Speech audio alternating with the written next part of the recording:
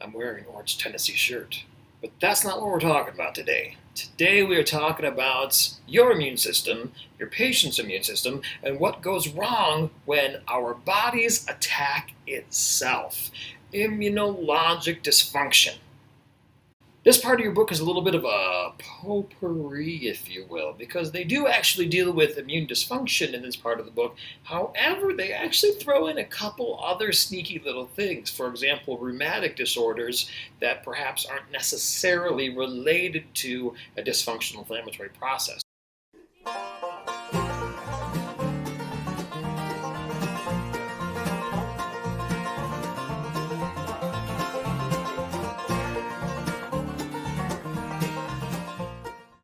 Whenever I talk to students about immunity, dysfunctional immunity, or anything like that, I always like to do a little bit of a review because sometimes this is something that we forget from A&P.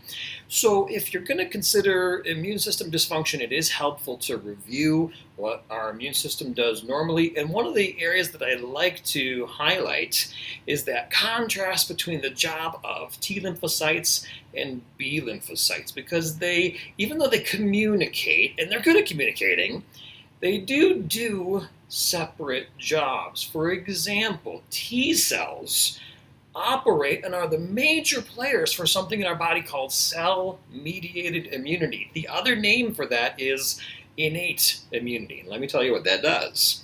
T cells are kind of the sheriffs, the local police. They're patrolling around the body, looking for the bad guys, looking for stuff that they need to knock out. That is a major role, a major function of T lymphocytes.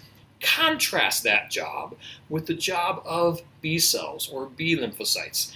They do something called humoral immunity. The other name for that is adaptive immunity. A B cell's job, for me, for you, for anybody, is to create in us that immune system that is specific to those antigens, those viruses, those bacteria that we have seen throughout our life.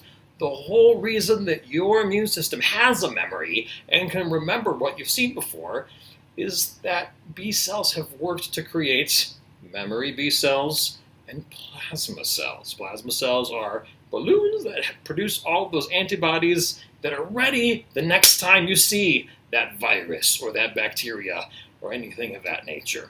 And the whole reason you don't get viruses more than once is because your B cells are doing their job.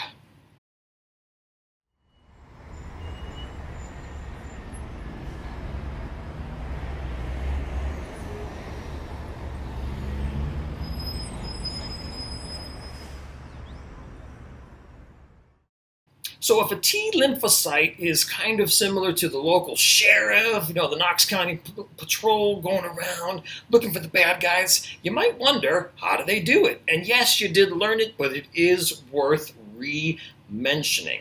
A T lymphocyte's job, one of the major ways that it recognizes who's supposed to be in the body and who's not supposed to be in the body, is by binding to these cell membrane proteins called MHC proteins, major histocompatibility complex proteins. And those are cell surface antigens whose very job is to act basically as a little marker that says, hey, I'm a cell that belongs here. Don't phagocytose me. Oh! Sorry for the bad voice there. So these MHC proteins are on the outside of basically every nucleated cell in your body. Possible test hint, what major cell population in your body does not have a nucleus? And as T lymphocytes look for these MHC complexes, when they find them, they know that cell is supposed to be there. The other name for these MHC complexes are human leukocyte antigens, HLA proteins. If you want to take things one step further, you can think about patients who need organ or tissue transplants and why there would be a necessity of using HLA proteins to find a match.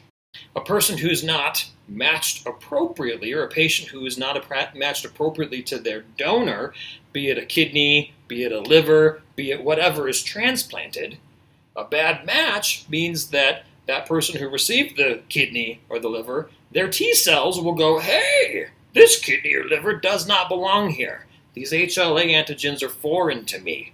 I will lyse.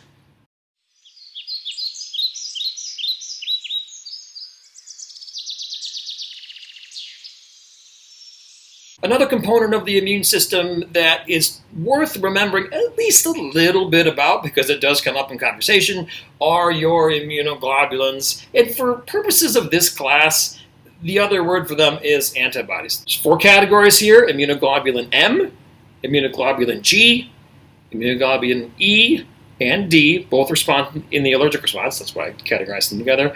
And then immunoglobulin A, probably the least little player of all. And immunoglobulins, as they're kind of doing their job around the body, I like to think of them as flags or flag wavers to attract white blood cells, T lymphocytes, macrophages, neutrophils, to an area of injury or inflammation. So if an antibody or immunoglobulin binds to some kind of cell or bacteria or virus, think of it as kind of a flag. Hey, white blood cells, come here!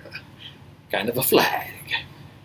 This concept of active acquired adaptive immunity is a hot one right now, since we have coronavirus circulating through our population. And you may or may not know that there's essentially 2 ends to this pandemic. One end is that we all contract the disease and develop long-term immunity that way. The other end is that there's some reasonably good vaccine that's given, and we develop acquired adaptive immunity through that route. And of course, if there's a vaccine available, obviously a certain portion of the population will have actually seen the virus and recovered. The other portion will have gotten or received immunity through a vaccine. There's a lot of different ways to immunize our patients and a lot of different ways to construct vaccines. Part of the process by which vaccines are developed involves taking a piece or a portion of the actual genetic material and using that to construct a virus. But that's not always the way viruses are manufactured. For example, the hepatitis B virus is a very good example, because we all have to have it, of a virus in whom there's 0 genetic content at all in the virus. That particular virus works by using the protein capsule of the virus. So when you actually are given a hepatitis virus, you're not given any virus at all. You're given the protein shell. That protein shell goes into your body. Your B cells reacts to it, produce antibodies, and that's what confers long-term immunity. You never actually saw any virus at all. That process doesn't work for every virus and every vaccine, but for those that it does, it's pretty much the nicest way to develop long-term adaptive immunity. Here's another hot topic right now that we're going through pandemics or trying to get out of pandemics and whatnot: antibody titers. So your patients, when they develop their immune system, their antibody profiles to whatever bacteria, viruses they have seen, will develop antibodies, long-term antibodies. Chickenpox, hepatitis, any of the various kitty viruses that we all see as kids. We have antibodies in our body for those.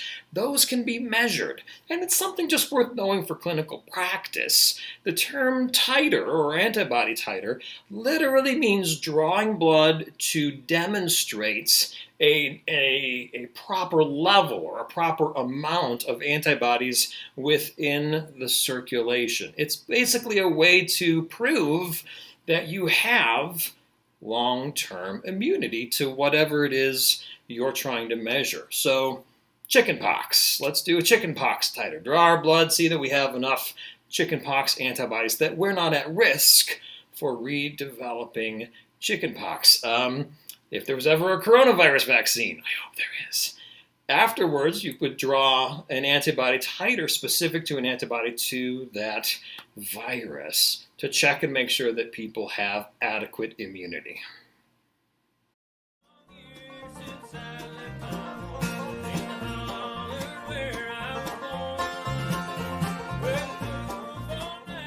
So we're talking about immunology. What happens in the setting of somebody whose immune system just goes berserk? Absolutely crazy. Well, a lot of you are probably familiar with peanut allergies or bee sting allergies that flare up to such an extent people need to be hospitalized. It's an emergent situation. And some of you may have actually heard the term anaphylaxis before. Anaphylaxis is the medical term for an immune system that has just gone over and above reacting to something that would either be non-reactive in many people, for example, peanuts, or minimally reactive, and a controlled reaction, and a bee sting is a great example of that. Anaphylaxis falls under the category of what's called a type 1 hypersensitivity allergic reaction. And if you look at the side of the slide here, it kind of gives you the processes by which this process is set up. And look down toward the very bottom, and you can see all those little yellow antibodies just being essentially released and instigating this huge immune response. One thing to know about anaphylaxis, one defining feature of it, is that a person has to already have developed exposure to the antigen prior to an anaphylactic response going on. So there needs to be an initial exposure, say, to a bee sting that then sets up an available pool of antibodies such that on the second exposure to the bee sting, then there's an overzealous response to that particular event, in this case, a bee sting. Anaphylaxis can be body-wide. It can be life-threatening. It can include something called angioedema, which is edema all around the face and then inside the mucosa, enough to actually close up a person's airway. The reaction can include significant drops in blood pressure. That drop in blood pressure can produce feelings of lightheadedness or dizziness. The drop in blood pressure can progress to something called anaphylactic shock. And I just want to pause and say right here, the term shock, you're going to hear it a lot, always means a reduction in blood pressure enough to severely reduce tissue perfusion. By perfusion, I mean the delivery of oxygen to body tissues.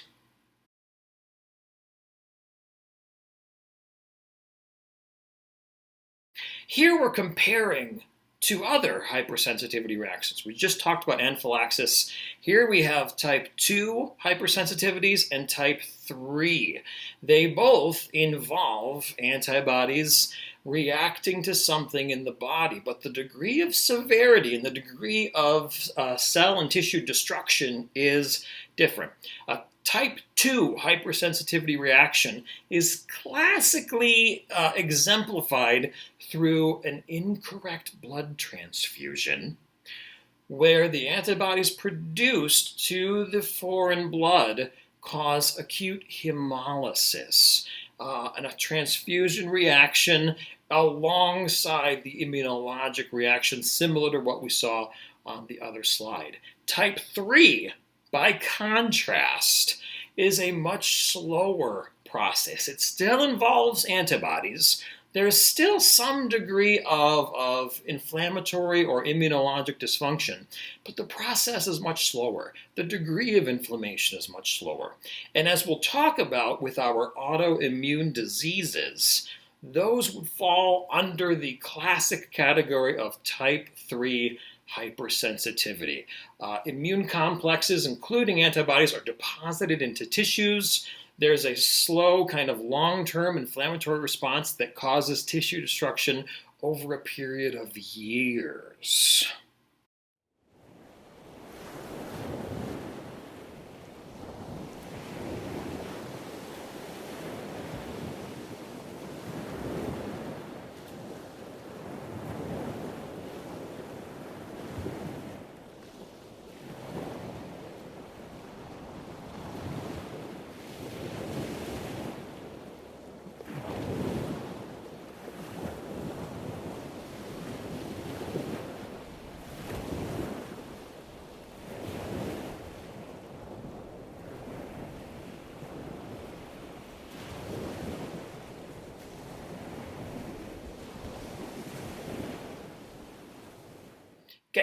Here's one for your notes. Here's a concept: molecular mimicry. Molecular mimicry is, at least in my opinion, the best example that I've heard so far of autoimmune disease. It's kind of the theory that's trying to help explain why we are developing immune systems that are dysfunctionally attacking our own body. Here we have a contrast between rheumatic heart disease, where antibodies start attacking the endocardium, and rheumatoid arthritis, a disease by which antibodies attack the synovial membrane in the joints. Do you see the similarities there? There is a process by which the immune system is triggered, and then subsequent to that, the immune system then starts attacking normal tissue. The theory of molecular mimicry posits this. In those two cases, as well as other autoimmune dysfunctions, some preceding infectious process or inflammatory process triggers an immune response. In the rheumatic heart disease, you have the idea of a prior strep infection. We don't have something that specific in rheumatoid arthritis.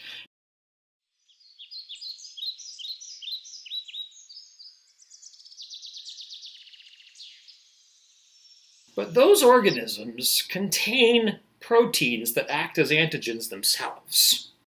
And there's a whole heck of a lot of growing research and evidence on the part of our biochem colleagues to show that those protein antigens, in some cases, very closely resemble native proteins in our own bodies. So here we're getting into an actual autoimmune phenomenon, and trust me, you can build antibodies to just about anything in the body. Almost any protein can elicit an antibody response and therefore act as an antigen.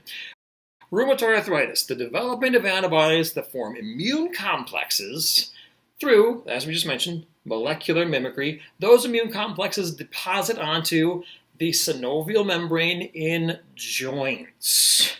This is a higher phenomenon in females, and that is actually a fact for almost every autoimmune disease out there, for reasons that are not yet well understood. The clinical presentation for rheumatoid arthritis includes fingers and wrists progressively deformed through the inflammatory response, knees, hips, and spine. And the key thing here when you are working with these patients is that there will be symmetry to the joints involved. So if you looked at letter A, ulnar drift, that means the fingers are kind of going off in an ulnar direction. But it won't be just one hand. It'll be both hands that experience ulnar drift. The letter B, the boutonnieres, that's where things kind of get folded up and under. It won't be one hand. It'll be both.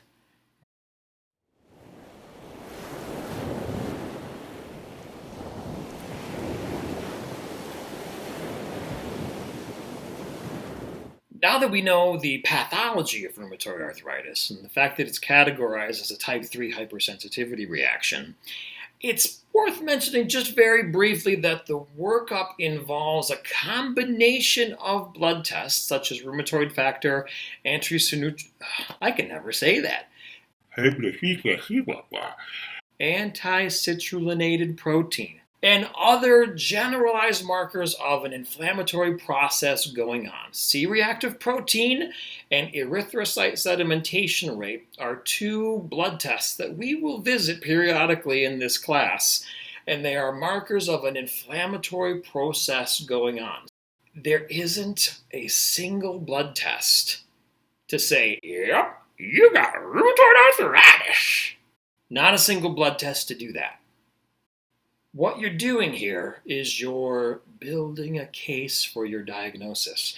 I don't focus on treatments too much when I'm talking pathophysiology, but I do want to just briefly mention for rheumatoid arthritis, as well as basically every other autoimmune disease you're going to study, the treatment involves suppressing the immune system. Easy, right? Systemic lupus erythematosus. Lupus for short. This condition is probably one of the more well-known of all of the autoimmune diseases.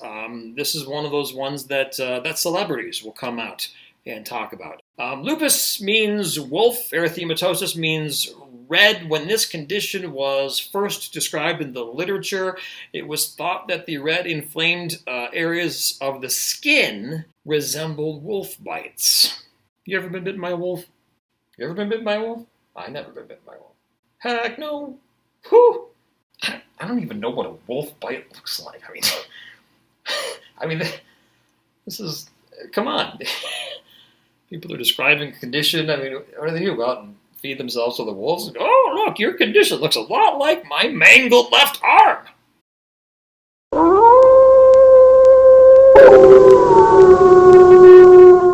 So lupus, just like every other autoimmune disease, involves the development of autoantibodies, antibodies to self. The interesting thing about lupus, it is so widespread.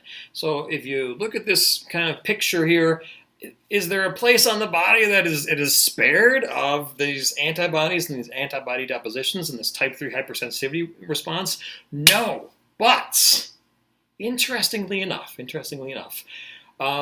different people's lupus play out in different ways. Let me give you an example. A couple of years ago, I was listening to NPR, and the host of NPR, Terry Gross, had an author who was a physician whose practice focused on lupus with central nervous system activity, a very kind of rare subcategory of lupus and lupus patients. But the other interesting thing about lupus is that the autoantibodies are formed to nucleic material, nucleic acids. What cells in our body don't have those? Here's that quiz question again. The other thing I'd like to say about lupus is that there are two most common sites involved. So you got the picture everywhere in the body, but there's two most common sites that everybody's got to remember in their head, and you got to remember for NCLEX. The first one is skin and dermatologic inflammation. And that's where people get the kind of textbook butterfly rash from the nose across the cheeks and whatnot. That's why people with lupus are advised to wear broad hats, broad-rimmed hats when they go outside. The sun can exacerbate a lupus response. The other thing that I always mention to people, that second most common site of lupus inflammation are the kidneys. So lupus-related kidney injury is one of the most common sites of lupus disease in people that have SLE.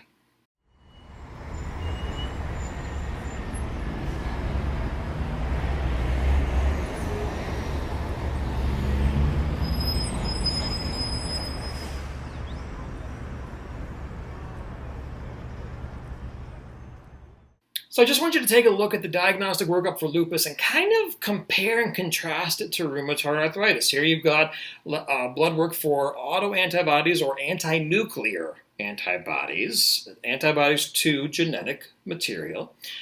You can also get antibodies to ribonucleases. They're more commonly known clinically as anti-Smith antibodies. There's also generalized blood tests, CBCs, but look at this clinical picture. None of these, just like in rheumatoid arthritis, are 100% positive for 100% of lupus patients. Just like in rheumatoid arthritis, you're looking at the clinical picture, the clinical findings, the subjective findings of what the patient is telling you, the results of your blood work, and then putting all of that together to come up with an effective and most likely diagnosis for your patient. Treatment for lupus is the same as it is for rheumatoid arthritis, is the same as it is for every autoimmune disease. Suppress the immune system. Tons of ways to do that. Tons of ways.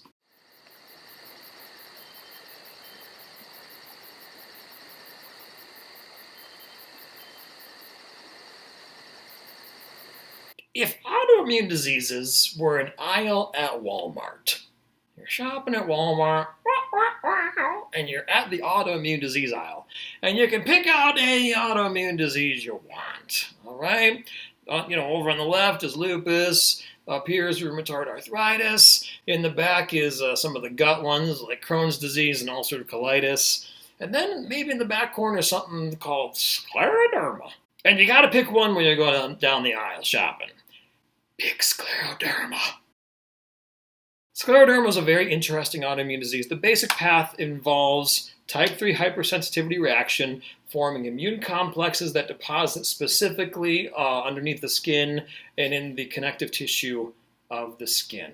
Risk factors are just like other ones. It's more common in females.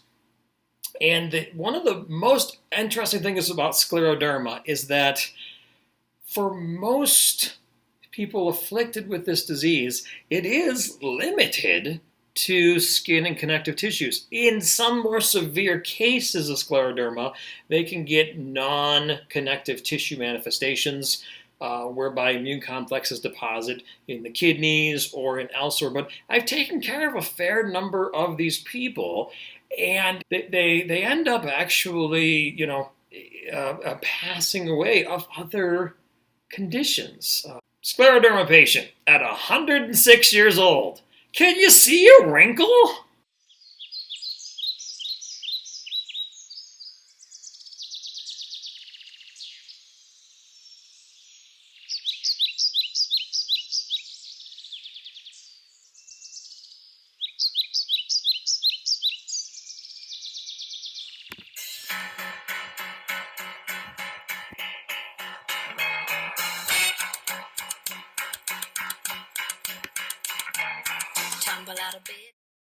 Raynaud's phenomenon.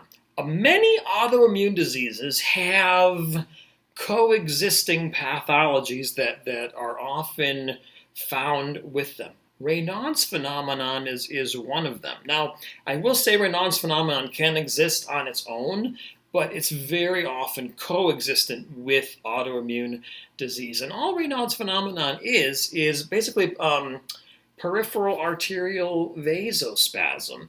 And it's actually fairly common as well. You may know someone who experiences Raynaud's phenomenon, and they may actually know some of the triggers that they experience. So, for example, cold or stress or something to that degree. And again, the vasospasm causes this kind of whitish appearance to the periphery, most obvious in the hands.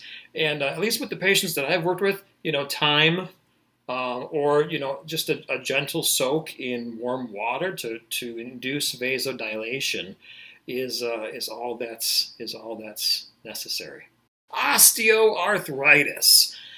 Check out the term broken down. Osteobone, arth, joint, ritis. Anytime you see itis, I-T-I-S, it means inflammation. All right. So if I had Kiernan-itis, I'd be all inflamed right now.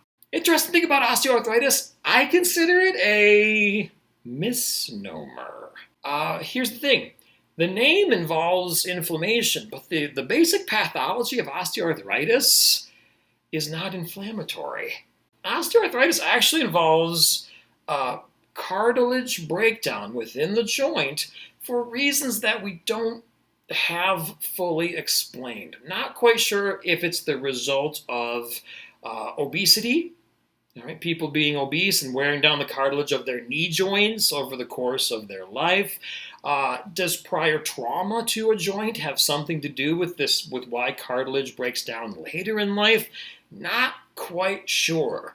But we do know that the inflammation that results in osteoarthritis is secondary. This is an important point, put it in your notes, to the cartilage breaking down. And what I mean by that is that the inflammation is not the primary pathology of what's going on. The cartilage breaks down for reasons that we don't fully know, and once you get that bone-on-bone grating in your knee, that's what sets off the pain and the inflammation that osteoarthritis is so characteristic of. In this class, we talk a lot about compensatory mechanisms. One of the compensatory mechanisms in osteoarthritis is actually becomes pathologic all by itself. As the bone-on-bone grading occurs, the bone will try to heal by basically growing what are called osteophytes, young pieces of bone, out into the joint. And those osteophytes can get pointy and actually trigger more inflammation themselves. In fact, they can break off. And if you ever listen to a patient with osteoarthritis in their joint, sometimes you can get a lot of kind of crepitation. You can feel it when you're palpating things, and it's just not good. A couple other things to know about osteoarthritis when you are trying to distinguish this, say, from a rheumatoid arthritis patient. It is unilateral 90+% of the time. And in patients with hand osteoarthritis, the most common manifestation is in the distal phalangeal joints. Hopefully you can see my hand. And those distal phalangeal joints have names, clinical names associated with them. So yes, take the highest point here. Let's say we got bone-on-bone grading at this joint here. Over time, as the bone grows, you start to get a node, basically as a process of all those osteophytes in the bone growth. So you start to develop this node on your finger, and that node has a clinical name. It's called a Heberden's node. If that same process occurs down here at the mid-phalangeal joint, and you get osteophyte growth and a large node involved there, that's called a Bouchard node.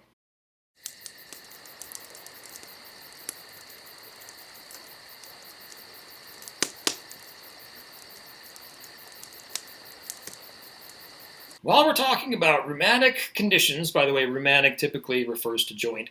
Rheumatic conditions where inflammation is a secondary thing, not the primary pathology, let's just chat very quickly about the gout.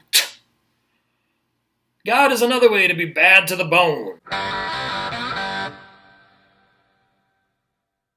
Or bad to the joint, I guess. Gout involves, basic pathology involves deposition of uric acid crystals into joints. There's two kinds, primary and secondary. The primary form is basically something that people are born with, and it has to do with purine metabolism. So this is an important part of things. Purines are essentially what part of the constituents of your DNA, your genetic material. And as cells are recycled, purines need to be recycled as well. So if you look at kind of the list of compounds that are formed from recycling, on the far side, there's adenosine, inosine, hypoxanthine, xanthine, and then uric acid. So errors within this metabolic process are thought to be what contributes to deposition of uric acid and uric acid crystals into the joint. By the way, the most common joint is the joint of the big toe joint. And that specific clinical manifestation is called podagra. Doesn't that sound fancy? Ooh, podagra. It's thought to be the most common joint for uric acid deposition because of its distance away from central circulation and reduced temperature favoring uric acid crystallization. That's the thought, at least. Gout can also be secondary to medications. There are some medications that increase cell death, for example, chemotherapy. All of a sudden, all kinds of cells are lysed. You got all this nucleic acid stuff that's got to be broken down. You end up with a heck of a lot of uric acid. And then certain diuretics, medications that make you pee, have high uric acid or uric acid retention and high blood uric acid levels as a side effect. And you'll cover those in your pharmacology class. Unfortunately, the only way to diagnose gout, and sounds really horrible, is to actually stick a needle into the inflamed joint. Now, gout is very painful. So when someone's coming to the ER going, my toe, my toe, the last thing I want to hear is, well, we're going to stick a needle in there and see if you have uric acid crystals in there. They don't want to hear that. So just make sure that they get a little analgesia prior to sticking that needle into the joint and sucking out and looking for uric acid crystals. Okay, we're not going to talk too much about fibromyalgia, but here's the thing. Fibromyalgia is not a disease of immune dysfunction. That's probably the first thing I want to say with regard to that. It used to be thought of as a soft tissue or a muscular-based disease. It's not thought of that way anymore. Most research into fibromyalgia syndrome, or FMS, really focuses on the central nervous system and how patients with fibromyalgia process sensory input, and specifically pain input. And the process of sensing pain, as whatever degree of pain it is mostly a byproduct of nociception. Those are our special pain nerves in our body. So that's been the major focus of fibromyalgia research. And nociception, to convey that ache from the periphery to the CNS, involves the communication of neurotransmitters between nerves. Some fibromyalgia research has focused on neurotransmitter abnormalities as reasons or causes with regard to why there may be this heightened pain or ache sensation within fibromyalgia. I just did a quick up-to-date review on fibromyalgia pathology myself about a week back, and there is not much new under the moon. One of the other things I read about was an HPA axis dysregulation. HPA is the hypothalamus pituitary adrenal axis or communication systems. There's some research that's going on in that direction. That's the endocrine communication system that helps our adrenal glands function, and our adrenal glands are our stress glands. They help diagnose stress. Fibromyalgia's diagnosis used to be largely based on these things called tender points. And there were specific tender points that had to be represented in a certain number that had to be represented to confirm a diagnosis. I will tell you right now, that is being phased out. I mention it because you may see it in clinical practice, but I can tell you it's definitely on the decline.